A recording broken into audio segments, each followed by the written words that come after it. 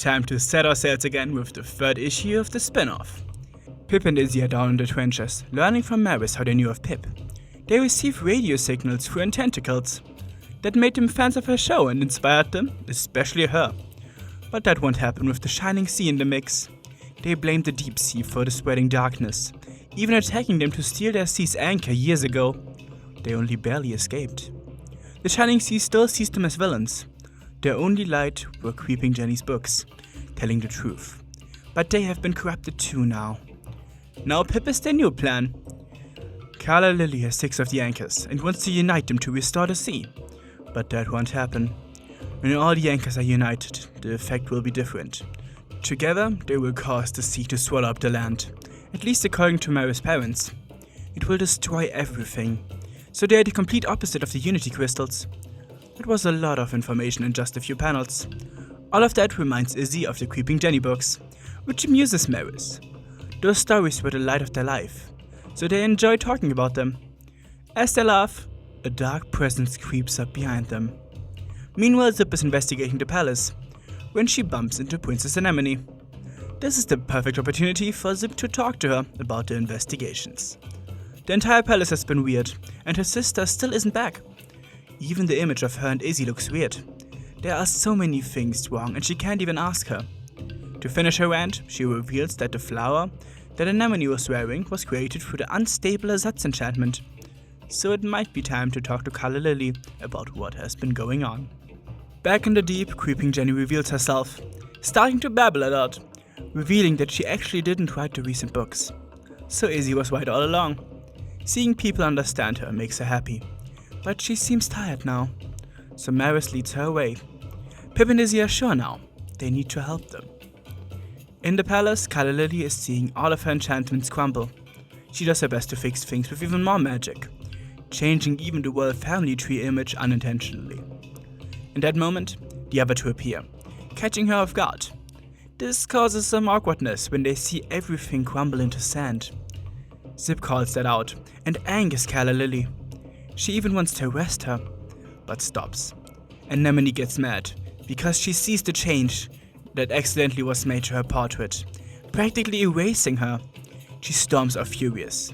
Later, she visits Zip in her room, catching her when trying to break out. And it's time. She reveals everything to Zip. Izzy and Pip have been kidnapped, and they have to act now. She breaks the window, and they leave to find Zip's sister. Carla Lily is in her room, still everything falling apart around her, and in frustration, she shatters her mirror. She breaks down. She didn't mean for this to happen, for anything to be erased. She goes to apologize to her sister, but she can't find her. She runs to see if she is with Zip, to find the broken window. Anemone and Zip swim through town, quickly reaching the strange tides. Meanwhile talking about her sister's good intentions of keeping the anchors safe from the trench ponies.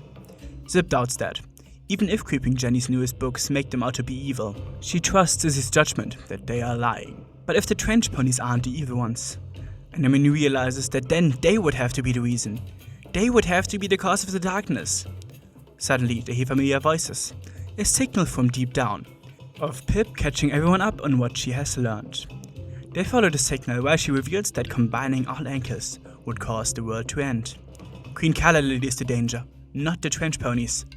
With that, everyone has been warned. Now they have to find the last anchor, before the queen can. The queen that is going crazy right now. She is mad at her sister, and she wants the Shadow Pearl.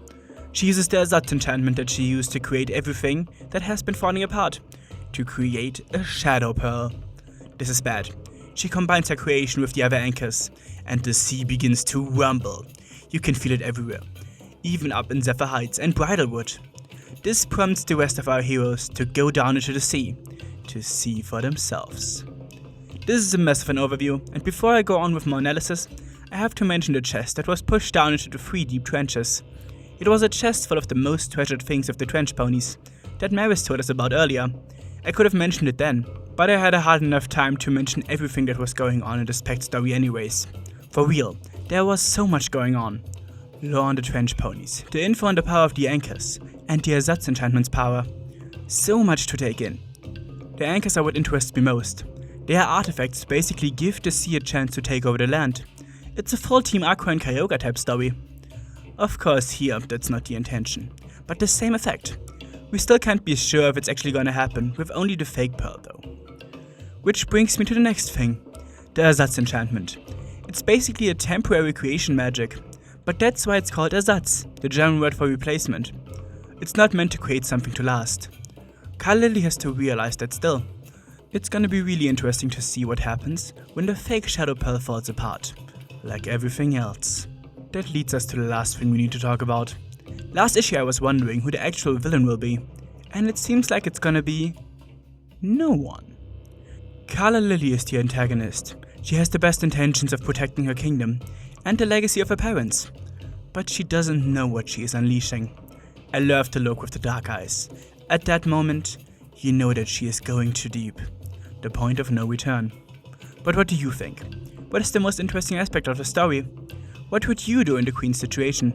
Let me know, join my Discord and discuss some more. Thanks to my supporters, especially to Maverick, and until next time for the ponies, fellas, and bye.